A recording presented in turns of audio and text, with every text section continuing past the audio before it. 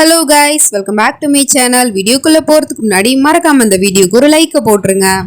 Last பார்ட்ல இந்த psycho பையனுக்கு நம்ம ஹீரோயினோட டைரி கிடைச்சிருக்கோம். அதை எடுத்துட்டு கோவமா ஹீரோயினை பாக்குறதுக்காக ரூமுக்குள்ள வரான். அவளுமே இவனை பார்த்துட்டு இவன் கையில இருக்கிற டைரியை பார்த்துட்டும் பயப்படுறா, உண்மை தெரிஞ்சு போயிடுச்சா அப்படின்னு சொல்லிட்டு. ஆனா அவனுக்கு எழுத படிக்க சரியா தெரியாது போல. ஏன்னா சின்ன வயசுலயே படிப்பு வரலன்னு பாதிலே ஸ்கூல்ல நிப்பாட்டிட்டான். அதனால இப்ப இந்த டைரி வீட்டுல புதுசா இருக்கு அப்படின்னா கண்டிப்பா அது இவளோட டைரியா தான் இருக்கும் அப்படின்னு சொல்லிட்டு வந்து கேக்குறான். இது உன்னோட டைரியா அப்படின்னு சொல்லிட்டு. ஆமா, இது என்னோட டைரி தான் அப்படின்னு சொல்லிட்டு அதை வாங்கி வச்சுக்கிறா. அப்படின்னா இவருக்கு எந்த உண்மையும் தெரியல போல. சரி, ஓகே, இப்போ ஒன்றும் பிரச்சனை இல்லை, இதை நம்மளே பொறுமையா சொல்லிடலாம் அப்படிங்கிற மாதிரி சொல்லிட்டு அவனை உட்கார வச்சு, இந்த மாதிரி நான் உங்ககிட்ட ஒரு முக்கியமான விஷயத்தை பத்தி பேசணுங்க அப்படிங்கிற மாதிரி சொல்றா. இதே தான் நீ அப்பத்துலேருந்து சொல்லிக்கிட்டே இருக்க, என்ன விஷயம்னு சொல்லு, நானும் கேட்கறதுக்கு ரெடியா தான் இருக்கேன், சொல்லு அப்படிங்கிற மாதிரி சொல்லிட்டு கேட்குறான். அவளுமே சொல்ல போறா. அப்பன்னு பார்த்தா அங்கே டெக்கரேட் பண்ணி வச்ச பூ கீழே விழுகுது. பாத்தியா, இது வேற இந்த நேரம் பார்த்தா விழுகணும். சரி, போய் நான் சரி பண்ணிட்டு வரேன், நீ சொல்லு, கண்டினியூ பண்ணு அப்படிங்கிற மாதிரி சொல்லிட்டு அவனும் சுத்தியல் எடுத்துக்கிட்டு ஆணி அடிக்கிறதுக்காக போயிட்டான். ஆனா அதுக்குள்ள இவளுமே சொல்றா, இந்த மாதிரி நான் உங்களை காதலிக்கல அப்படிங்கிற மாதிரி சொல்லிட்டு. இந்த விஷயத்த கேட்ட உடனே அவனுக்கு ஷாக் ஆயிடுது. டக்குன்னு திரும்பி பாக்குறான். அதுக்கப்புறமா இவ பயந்துகிட்டே சொல்ல ஆரம்பிக்கிறா, ஆமா, நான் உங்களை காதலிக்கவே இல்லை, சின்ன வயசுலயே உங்களுக்கும் எனக்கும் தான் கல்யாணம் பண்ணி வைக்கிறதாக பெரியவங்களா பார்த்து பேசி முடிவு பண்ணாங்க. ஆனா அப்பத்துலேருந்து நானும் எவ்வளவோ முயற்சி பண்ணி பார்த்தேன் உங்களை என்னோட வாழ்க்கை துணையை ஆக்கிக்கிறதுக்கு.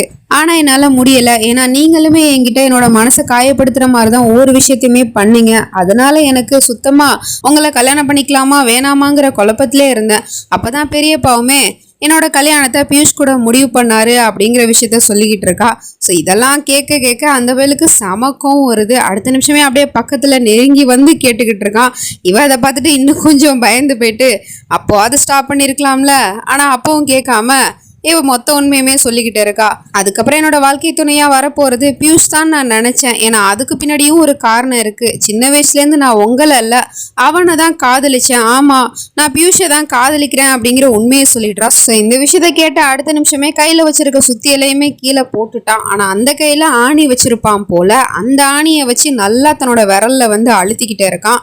அதுக்கப்புறமா இவ சொல்ல ஆரம்பிக்கிறா, அதுக்கப்புறம் நான் ரொம்ப சந்தோஷப்பட்டேன், நான் காதலிச்சவனே நான் கல்யாணம் பண்ணிக்க போறேன் அப்படின்னு சொல்லிட்டு. ஆனா திடுப்புன்னு வந்து அவரோட உயிருக்கு ஆபத்தை நீங்க விளைவிச்சதுனாலதான் உங்களை கல்யாணம் பண்ணிக்கிற மாதிரி ஆயிடுச்சு அப்படிங்கிற அந்த உண்மையுமே சொல்றா. ஸோ இதெல்லாம் பார்த்துட்டு அவன் கோவத்துல முறைச்சவன் ஆணியை வச்சு நல்லா அழுத்திக்கிட்டே இருக்கான். அப்புறம் உங்க கூட கல்யாணம் ஆனதுக்கு அப்புறம் அப்படின்னு சொல்லிட்டு அவ ஏதோ சொல்ல வரா. அப்பதான் கரெக்டா அவன் கையில அப்படி ஆணி அழுத்தி வச்சிருக்கிறது தெரியுது. ரத்தம் வேற வருது. அதை பார்த்துட்டு இவ என்னங்க பண்றீங்க அப்படின்னு சொல்லிட்டு கிட்ட போக போனா கையை வச்சு ஸ்டாப் பண்றான். போது நிறுத்து அப்படின்னு சொல்லிட்டு அவளை பிடிச்சி பெட்ல தள்ளி விட்டுட்டு அங்க இருக்கிற திங்ஸ் எல்லாத்தையுமே தூக்கி போட்டு கண்ணாமனான்னு உடைச்சிக்கிட்டு இருக்கான். அவனால அந்த கோவத்தை தாங்கிக்கவே முடியல. நீ என்ன காதலிக்கவே இல்லையா, அந்த பையில தான் காதலிச்சியா அப்படின்னு சொல்லிட்டு அங்க இருக்கிற கண்ணாடியெல்லாம் தூக்கி வேற உடைச்சிக்கிட்டு இருக்கான். இருங்க ஒரு நிமிஷம், நான் சொல்றத முழுசா கேளுங்க அப்படின்னு சொன்னாலும் அவன் கேட்க மாட்டேங்கிறான். லூசு மாதிரி அவன் பாட்டிக்கே புலம்ப ஆரம்பிச்சிட்டான். உன்னை தான் கல்யாணம் பண்ணிக்க போறேன்னு தெரிஞ்ச உடனே சின்ன வயசுல இருந்து நான் உன் மேல எவ்வளவு பாசம் வச்சிருந்தேன் தெரியுமா, உனக்கு ஏதாவது ஒண்ணுன்னா நான் பார்த்து பார்த்து அப்படி செஞ்சிருக்கேன், உன்னை நான் ரொம்பவே காதலிச்சிருக்கேன். ஆனா நீ என்னை விட்டுவிட்டு அவனை காதலிச்சிருக்கியா அப்படிங்கிற மாதிரி கேட்டுட்டு இருக்கான். இல்லைங்க அப்படின்னு அவ ஏதோ சொல்ல வரா. ஆனாலும் இவன் அவளோட முகத்தை நல்லா டைட்டா புடிச்சுக்கிட்டு கேட்டுக்கிட்டு இருக்கான். நீ எப்படி அவனை காதலிக்கலாம், நான் தானே உன்னை காதலிச்சேன், உன்னை காதலிச்சதுனால நான் வேற எந்த பொண்ணையுமே ஏறெடுத்து பார்க்கல, அப்ப நீயும் அப்படித்தானே இருந்திருக்கணும். ஆனா எனக்கு நீ துரோகம் பண்ணிட்டல, என்னோட உனக்கு கல்யாணம் பேசி முடிச்சிருக்கும் போது அந்த பையில நீ எப்படி காதலிக்கலாம், நீ பண்ணது ரொம்ப தப்பு அப்படிங்கிற மாதிரி சொல்லிட்டு இருக்கான். அவளும் சொல்றா, இல்லங்க அது எல்லாமே கல்யாணத்துக்கு முன்னாடி நடந்தது, கல்யாணத்துக்கு அப்புறம் நான் உங்களுக்கு என்னைக்கு மனைவி ஆனனோ அப்பையில இருந்து நான் உங்களுக்கு உண்மையா இருக்குன்னு தான் நினைக்கிறேன். அதனாலதான் இன்னைக்கு நைட்டு நம்ம புது வாழ்க்கையை தொடங்க போறதுக்கு முன்னாடி உங்ககிட்ட எல்லா உண்மையும் சொல்லலாம்னு நினைச்சுதாங்க உண்மையை சொல்றேன். இதுக்கப்புறம் நான் அவனை பத்தி யோசிக்கிறதுக்கு ஒண்ணுமே கிடையாது, நீங்க தான் என்னோட புருஷன் அப்படிங்கிற மாதிரி அவ சொல்ல வர. ஆனா இவன் அதை காதலைய வாங்க மாட்டேங்கிறான். போது நிறுத்து, அது எப்படி நீ அவனை காதலிக்கலாம், என்னதானே நீ காதலிக்கணும், என்னதான் காதலிக்கிறேன்னு சொல்லு சொல்லு சொல்லுன்னு சொல்லிட்டு கேட்டுக்கிட்டே இருக்கான். அவ எப்படி சொல்லுவா, இந்த நிமிஷம் வரைக்குமே இந்த பையன் மேல துளி கூட காதல் வரவே இல்லை, ஜஸ்ட் கல்யாணம் பண்ணியாச்சு, அவனுக்கு உண்மையா இருக்கும்னு நினைச்சுதான் இது எல்லா உண்மையுமே சொல்லிக்கிட்டு இருக்கா. அவ சொல்லலங்கவுமே, அப்ப நீ சொல்ல மாட்டல அப்படின்னு சொல்லிட்டு அவன் இங்க இருந்து கோமா போயிட்டு அலிமார்ல இருக்கிற துப்பாக்கி எடுக்கிறான். அதுல புல்லட்ஸ் எல்லாத்தையுமே லோடு பண்ணிட்டு நேரா அந்த துப்பாக்கி எடுத்துட்டு வந்துட்டு இவளோட நெத்தியில வச்சுக்கிட்டு இருக்கான். என்ன காதலிக்கலங்கும் போது நீயும் உயிரோட இருக்கணுங்கிற அவசியம் இல்லை அப்படின்னு சொல்லிட்டு ட்ரிகர் அப்படியே அழுத்துறதுக்காக போயிட்டு இருக்கான். இவ பயத்துல பயத்துல நடுங்குறா. இருந்தாலும் நான் செஞ்ச தப்புக்கு நீங்க கொடுக்குற தண்டனை இதுதானா, நான் அதை தாராளமா ஏத்துக்கிறேங்க அப்படிங்கிற மாதிரி சொல்லிட்டு கண்ணை முடிக்கிட்டு அப்படியே இருக்கா. அவனும் பயங்கர கோவத்துல இருக்கான். கொஞ்சம் விட்டா ட்ரிகரை அழுத்திடுவான் போல. ஆனா சடனா என்ன நினைச்சான்னு தெரியல, துப்பாக்கியை கீழே போட்டுடுறான். அப்புறம் விறுவிறுன்னு கிளம்பி நேரா வெளியே போயிட்டு இருக்கான். இதை பார்த்துட்டு இவளுக்கு ஒன்றும் புரியல. ஒருவேளை பியூஷை கொல்றதுக்காக தான் இவ்வளோ ஆக்ரோஷமா போயிட்டு இருக்காரா அப்படின்னு சொல்லிட்டு பின்னாடியே போயிட்டு இருக்கா. அப்புறம் கதவை திறந்து பார்த்தா அப்பா அம்மா 2 பேரும் எங்கேயுமே போல அவங்க வாசலே தான் நின்றுட்டு இருக்காங்க. இந்த பையன் எப்படி கோமா போறத பார்த்துட்டு ஒண்ணுமே புரியல. மருமகள்கிட்ட கேட்டா அவன் முழிக்கிறா. என்ன சொல்றதுன்னு தெரியல. மாமியார் திரும்ப திரும்ப கேட்டுட்டே இருக்காங்க, எதுக்குடி என் பையன் இவ்வளோ கோமா வெளியே போயிட்டு இருக்கான், அவனை நீ என்ன பண்ண ஏது பண்ண அப்படிங்கிற மாதிரி ஒண்ணுமே தெரியாத மாதிரி கேட்டுக்கிட்டு இருக்கு. அதுக்கு அவளோ, ப்ளீஸ் அத்தா, அதெல்லாம் நான் அப்புறமா சொல்றேன், ஃபர்ஸ்ட் அவரை தடுத்து நிறுத்த பாருங்க, அவரை கொலை பண்றதுக்காக போறாரு அப்படிங்கிற மாதிரி சொன்னதும் பயங்கர ஷாக் ஆயிடுறாங்க. என்னது கொலை பண்ண போறானா, யாரை கொலை பண்ண போறான் அப்படின்னு கேட்டா அதுக்கப்புறம் இவ உண்மையை சொல்லிடுறா, இந்த மாதிரி பியூஷை தான் அப்படின்னு சொல்லிட்டு. பியூஷை எதுக்காக கொலை பண்ணணும் அப்படின்னு சொல்லிட்டு ஒண்ணுமே தெரியாத மாதிரி கேட்டுக்கிட்டு இருக்கு. அதுக்கு அவளும் இந்த மாதிரி உண்மையை சொல்லிடுறா, நான் பியூஷை காதலிச்சேன், அது கல்யாணத்துக்கு முன்னாடி தான், அந்த உண்மையை நான் அவர்கிட்ட சொன்னேன், அதான் கோவமா கிளம்பி இங்க இருந்து கன் எடுத்துட்டு போயிட்டாரு அப்படிங்கிற விஷயத்த சொல்றா.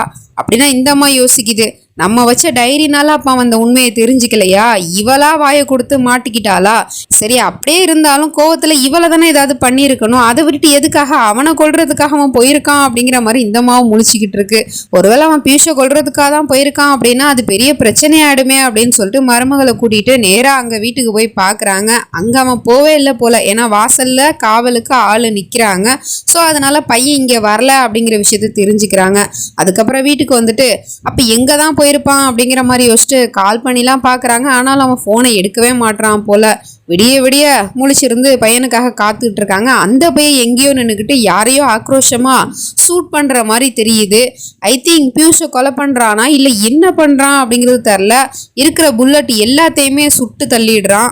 அது தெரியாம இவங்க எல்லாரும் காத்திருக்காங்க. இப்போ விடிஞ்சிருச்சு. அப்பா அம்மா 2 பேரும் தூங்கிட்டாங்க போல. ஆனா நம்ம ஹீரோயினி விடிய விடிய தூங்காம அவனுக்காக வெயிட் பண்ணிட்டு இருந்திருக்கா. அந்த பையன் வாசல்ல இருந்து வெளியே உள்ள கோவமா என்ட்ரி ஆயிட்டு இருக்கான். எங்க போனீங்க அப்படின்னு நம்ம ஹீரோயின் ஏதாவது பேச வந்தா அவளோட கையை தட்டி விட்டுட்டு அவன் பாட்டிக்கே போயிட்டு இருக்கான். ரூமுக்கு போயிட்டு ட்ரெஸ் எல்லாம் எடுத்து பேக் பண்ணிக்கிட்டு இருக்கான்.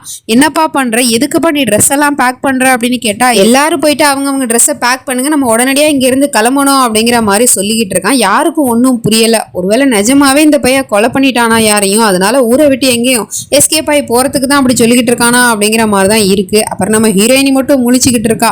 உனக்கு மட்டும் என்ன தனியா சொல்லணுமா, நீயும் போய் உன்னோட துணிமணி எல்லாம் எடுத்து வை அப்படிங்கிற மாதிரி சொல்லிட்டு மொத்த குடும்பத்தையுமே கூட்டிக்கிட்டு கார்ல எங்கேயோ போயிட்டு இருக்கான். எங்க போறான்னு தெரியல. நேரா அந்த காரு வேற எங்கேயும் இல்ல, பெரியவரோட வீட்டு வாசல்ல தான் வந்து நிக்குது. இங்க எதுக்காக கூட்டிட்டு வந்திருக்கான் அப்படின்னு சொல்லிட்டு மொத்த குடும்பமே பாத்துக்கிட்டு இருக்காங்க. அதுக்கப்புறம் இவன் உள்ள போக போனா வாசல்ல இருக்கிற ஆட்கள் தடுக்கிறாங்க, வழிமறிக்கிறாங்க. அவங்க கிட்ட ஏதோ சொல்லிக்கிட்டு இருக்கான். என்ன சொல்ற, எதுக்காக இங்க கூப்பிட்டு வந்திருக்கான் அப்படிங்கிறது ஒண்ணுமே புரியாம அவங்க முழிச்சுக்கிட்டு இருக்காங்க. அதுக்கப்புறம் அந்த ஆட்கள் விட்டுட்டாங்க போல. நேரா கிளம்பி வீட்டுக்குள்ளேயுமே வந்துடுறான். மொத்த குடும்பமும் இவங்களை பார்த்துட்டு ஷாக் ஆகுறாங்க, சந்தோஷமும் படுறாங்க.